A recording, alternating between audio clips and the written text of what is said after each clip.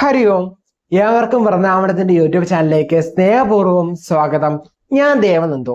ഇന്ന് നമ്മൾ സംസാരിക്കുന്നത് നമ്മുടെ രാഹു കേതുക്കളുടെ, അതായത് ഛായാഗ്രഹങ്ങളായ രാഹു കേതുക്കളുടെ രാശി മാറ്റത്തിന്റെ ഫലമാണ്.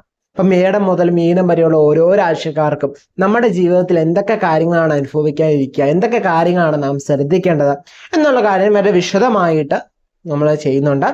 പ്രധാന മാറ്റങ്ങളായ ശനിയുടെയും വ്യാഴത്തിന്റെയും വീഡിയോ നമ്മൾ ചെയ്തിരുന്നു. കാണാത്തവർ കണ്ടു നോക്കൂ കേട്ടോ. വളരെ ഡീറ്റെയിൽ ആയിട്ട് എൻ്റെ പ്രഡിക്ഷൻ നടത്തിയിരിക്കുന്നത്. അതുപോലെ തന്നെ ഒരു കാര്യം നിങ്ങളെ സൂചിപ്പിക്കുകയാണ്, നമ്മുടെ ജൂൺ മാസഫലം, മെയ് മാസഫലം, ജൂലൈ മാസഫലം ഒന്നും ഉണ്ടാവാനുള്ള സാധ്യത വളരെ കുറവാണ്. കാരണം ഇതുവരെ നമ്മൾ പ്രിപ്പയർ ചെയ്തിട്ടില്ല, പ്രിപ്പയർ ചെയ്ത് തുടങ്ങണം. ഓക്കെ, സോ അതിനുള്ള ടൈം നമുക്ക് ഇച്ചിരി ടൈമിന്റെ കുറവുണ്ട്. സോ അതുകൊണ്ട് നമ്മുടെ മെയ് മാസഫലവും ജൂൺ മാസഫലവും ജൂലൈ മാസഫലം നോക്കട്ടെ. സമയം കിട്ടി നമ്മൾ ചെയ്യും, കിട്ടിയില്ലെങ്കിൽ നമ്മൾ ഈ 3 മാസഫലവും ചെയ്യാനുള്ള സാധ്യത വളരെയധികം കുറവായിരിക്കും കേട്ടോ. ഇന്ന് എന്ന ചാനലിൽ വീഡിയോ ഉണ്ടാവില്ലെന്ന് ചോദിച്ചാൽ വീഡിയോ ഉണ്ടാവും. ഓക്കെ, മറ്റനുബന്ധമായിട്ട് കുറച്ച് കാര്യങ്ങളൊക്കെ ഉണ്ടാവും. ഓക്കെ, നമുക്ക് അത്രയും ടൈം എടുത്ത്, നമുക്കറിയാം ഞാനൊരു മന്ത്ലി പ്രഡിക്ഷൻ പ്രിപ്പയർ ചെയ്യുന്ന അത്യാവശ്യം ടൈം എടുത്ത് തന്നെയാണ്. കാരണം അതിലെ ഓരോ ഗ്രഹങ്ങളുടെ ദൃഷ്ടിയും ഓരോ ഗ്രഹങ്ങളിൽ നിൽക്കുന്ന അതിൻ്റെ എല്ലാം വിശദമായി തന്നെയാണ് നമ്മൾ ഒരു വീഡിയോ ചെയ്യുക എന്ന് പറയാം. ഓക്കെ, അപ്പൊ അത്രയും ടൈം വേണ്ടാത്തതും ഞാൻ നേരത്തെ പ്രിപ്പയർ ചെയ്ത് വെച്ചാണ് കാര്യങ്ങളായിട്ടുള്ള വീഡിയോസ് ഉണ്ട്. ഓക്കെ, ആ വീഡിയോസ് ആയിരിക്കും ഈ ഒരു മാസങ്ങളിൽ വരാനുള്ള സാധ്യത വളരെയധികം കൂടുതൽ കേട്ടോ. രാഹു കേതു രാശിമാറ്റം ഇത്ര വൈകാനുള്ള കാരണം എന്താണെന്ന് വെച്ചാൽ നമ്മൾ ഒരു മാസം മുമ്പേ പ്രിപ്പയർ ചെയ്ത് വെച്ചിരുന്നു. ബട്ട് നമുക്ക് അതിന് ഇടാനുള്ള ടൈം, നമുക്ക് ഷൂട്ട് ചെയ്യാനുള്ള ടൈം കിട്ടിയില്ല. അതുകൊണ്ടാണ് ഇച്ചിരി ഡിലേ ആയത് കേട്ടോ. അല്ല, ഈ വാരത്തിന്റെ കൂടെ തന്നെ വരുന്നതായിരുന്നു രാഹു കേതു രാശിമാറ്റത്തിന്റെ ഫലം കൂടി അതിന്റെ അടുത്ത് നെക്സ്റ്റ് ആയിട്ട് ചെയ്യണമെന്ന് വിചാരിച്ചായിരുന്നു. പക്ഷെ നമുക്ക് ടൈം കിട്ടാത്തതുകൊണ്ടാണ് നമ്മളിത് ഒന്ന് ഡിലേ ആയിരിക്കും കേട്ടോ.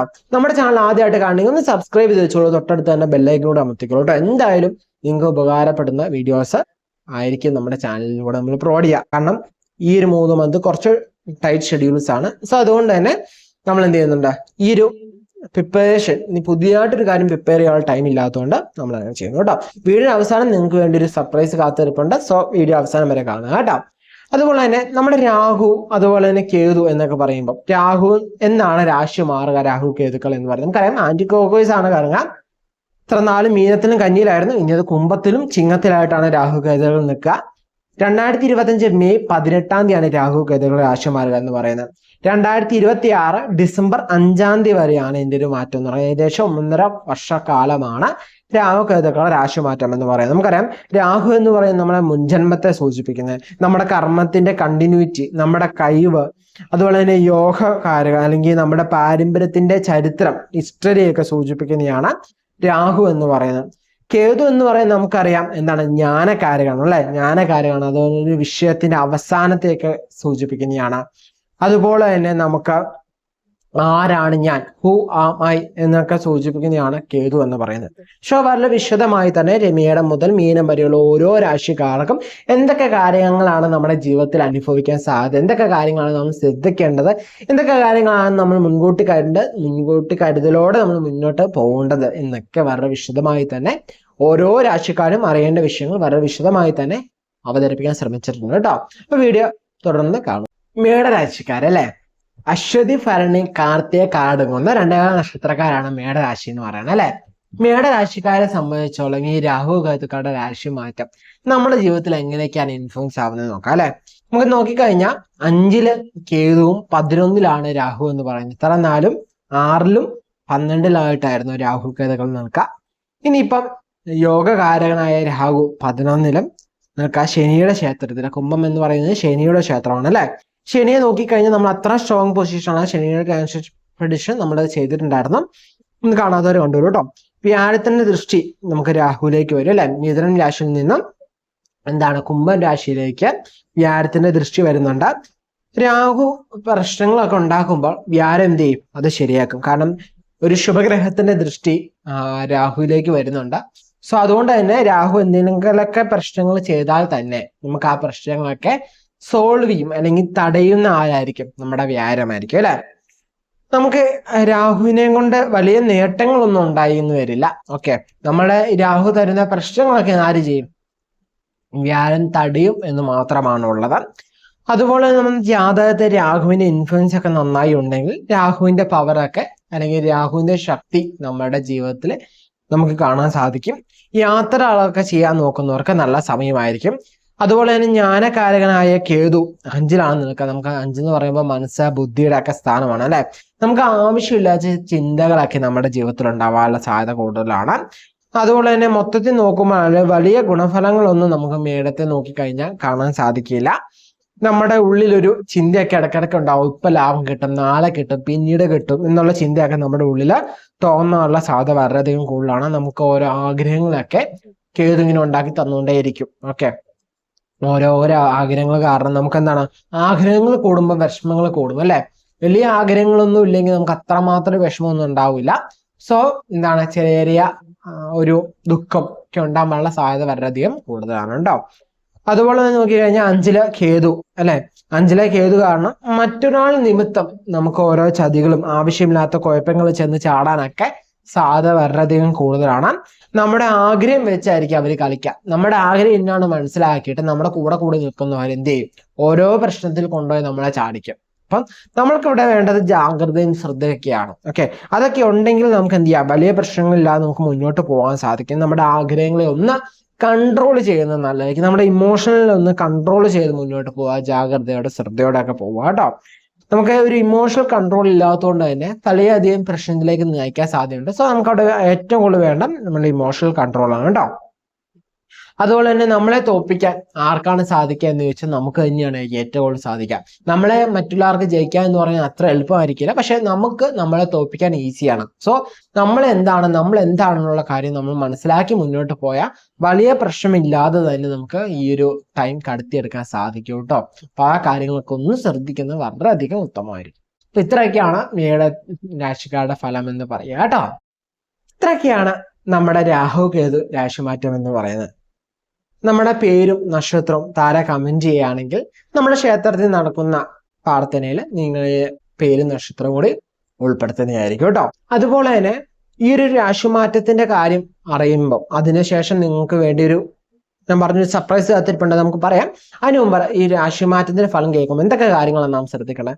നമ്മുടെ ജാതകത്തിൽ രാഹുവിന്റെയും കേതുവിന്റെയും ഒക്കെ ഇൻഫ്ലുവൻസ് എങ്ങനെയുണ്ട്, നമ്മുടെ ജാതകവശാൽ നമുക്ക് എങ്ങനെയൊക്കെയാണ് ഈ ഒരു മാറ്റം നമുക്ക് അനുഭവത്തിൽ വരിക എന്നുള്ള കാര്യങ്ങളൊക്കെ നോക്കുന്നത് വളരെയധികം ഗുണകരം ചെയ്യിക്കണം. നമ്മുടെ ഈ ഒരു പ്രിഡിക്ഷൻ എന്ന് പറയുന്ന ഒരു പൊതുഫലമാണ് അല്ലെ. ഇത് ഓരോരുത്തർക്കും അതനുസരിച്ചുള്ള മാറ്റങ്ങൾ നമ്മുടെ ജാതകത്തെ വെച്ച് നമ്മുടെ സറൗണ്ടിങ് അനുസരിച്ച് മാറ്റങ്ങൾ ഉണ്ടായിക്കൊണ്ടേയിരിക്കും. നമുക്ക് ചിലവർക്ക് നല്ല ഫലങ്ങൾ പറഞ്ഞവർക്ക് അത് അനുഭവത്തിൽ വന്നെന്ന് വരില്ല. കാരണം നമ്മുടെ ജാതകത്തിൽ നമുക്ക് അത്ര അനുകൂലമായ ദശ ആയിരിക്കില്ല നടക്കണേ.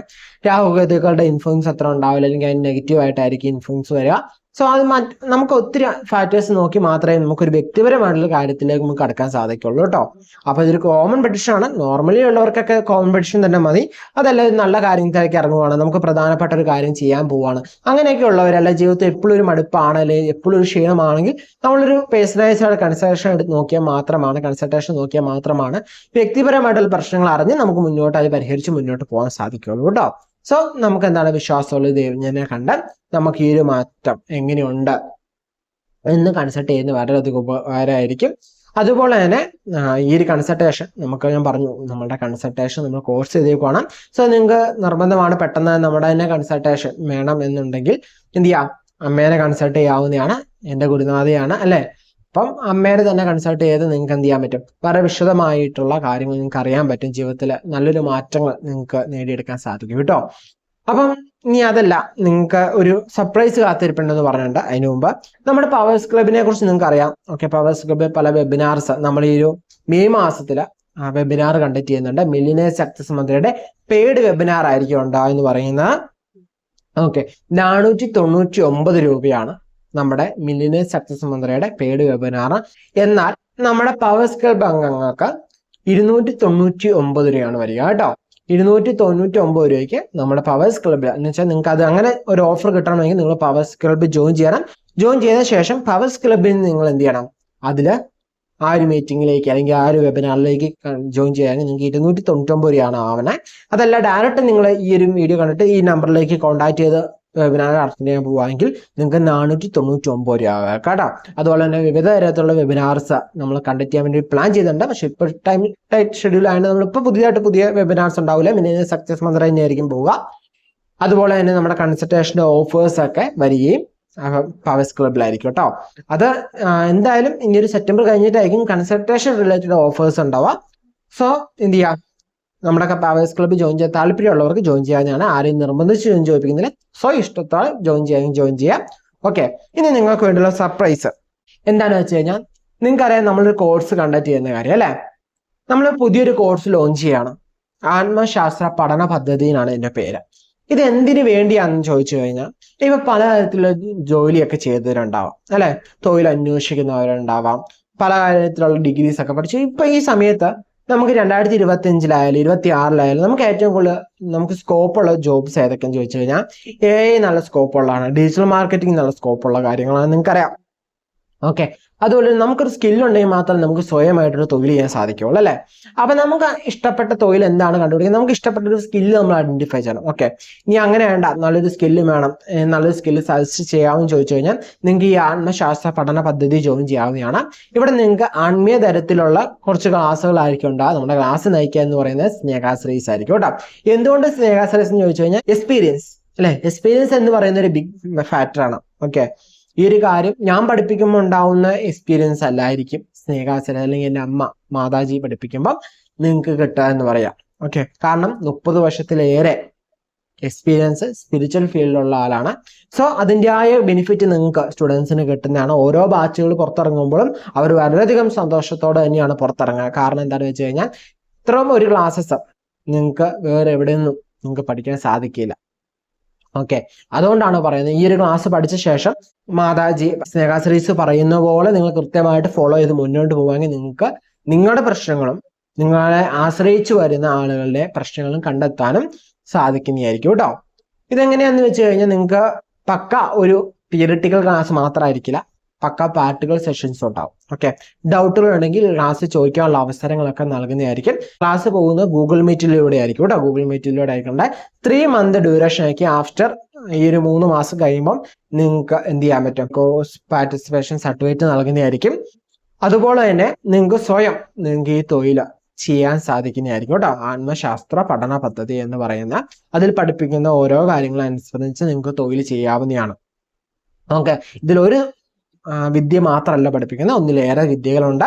ഓക്കെ, അതിന്റെ കൂടുതൽ വിശദമായിട്ടുള്ള കാര്യങ്ങൾ അറിയാൻ വേണ്ടി ഈ കാണുന്ന നമ്പറിൽ തന്നെ കോൺടാക്ട് ചെയ്യാം. നിങ്ങൾക്ക് ആത്മശാസ്ത്ര പഠന പദ്ധതി എന്ന് പറഞ്ഞൊരു പഠനത്തിൽ ജോയിൻ ചെയ്യാൻ താല്പര്യമുണ്ടെങ്കിൽ നിങ്ങൾക്ക് ജോയിൻ ചെയ്യാം കേട്ടോ. അപ്പൊ ഇതായിരുന്നു നിങ്ങൾക്ക് വേണ്ടി കാത്തു വെച്ചിരുന്ന ഈ മെയ് മാസം 10-ാം തീയതിക്ക് മുമ്പായിട്ട് ജോയിൻ ചെയ്യുന്നവർക്ക് ഓഫർ ഉണ്ടാവും. ഓക്കെ, നമ്മുടെ ക്ലാസ് തുടങ്ങുക മെയ് 25-ാം തീയതി ആയിരിക്കും. മെയ് 10-ാം തീയതിക്ക് മുമ്പ് ഫീസ് അടിക്കുന്നവർക്ക് അത് ഫീസിൽ ഒരു ഓഫർ ഉണ്ടായിരിക്കും കേട്ടോ. അപ്പം അടുത്ത ദിവസങ്ങളിൽ മറ്റൊരു നല്ല വീഡിയോസുമായിട്ട് നമുക്ക് കാണാം. വേറെ ഒത്തിരി ടെൻഷൻ അടിക്കാനൊന്നും പോകണ്ട, വീഡിയോ പറഞ്ഞ കാര്യങ്ങൾ മാത്രം ശ്രദ്ധിച്ചു പോയാൽ മതി.